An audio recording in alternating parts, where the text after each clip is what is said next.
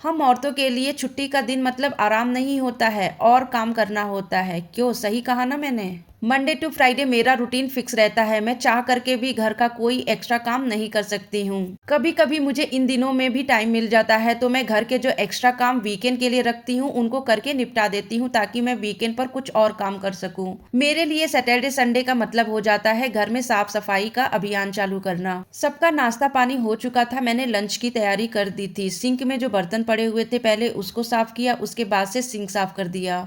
अलग अलग दिनों में मैंने एक एक करके इतने सारे कंटेनर्स इकट्ठा कर दिए थे जो कि बहुत ही ज्यादा गंदे हो चुके थे। एक कंटेनर में थोड़ा सा पॉपकॉर्न बच गया था और दूसरे में चावल की नमकीन। दोनों को मैंने उठा करके फेंक दिया क्योंकि वह खाने लायक बिल्कुल भी नहीं थे। जैसा कि मैंने आप लोगों को कई बार बताया ही है कि साफ सफाई मैं सिर्फ नाम के लिए नहीं करती हूँ। मुझे साफ सफाई करना बहुत ही ज्यादा पसंद है और मैं इसके लिए पूरा टाइम भी देती हूँ। इलेक्ट्रिक केटल में मैंने पानी गर्म किया था जो कि इतना ज्यादा गर्म हो गया था कि मेरा हाथ ही जल जा रहा था। घर में इतने छोटे छोटे काम होते हैं जिसको हम औरतें निपटाने की भी कोशिश करते हैं, लेकिन ये काम जो है कभी खत्म होने का नाम ही नहीं लेते हैं। क्यों, सही कहा ना मैंने? मेरे साथ तो हमेशा ऐसे ही होता है। आज किसी और चीज की सफाई कर रही होती हूँ, कल किसी और चीज की सफाई कर रही होती हूँ। इतने सारे कंटेनर्स मैंने इकट्ठा कर लिए थे, वो भी इतने ज्यादा गंदे कि एक बार के गर्म पानी में ये साफ ही नहीं हुआ। इन सारे कंटेनर्स को धोने के लिए मुझे 3 से 4 बार पानी गर्म करना पड़ा और फिर मैंने इनको अच्छे से रगड़ करके धोया, तब ये थोड़ा देखने लायक हो गए थे।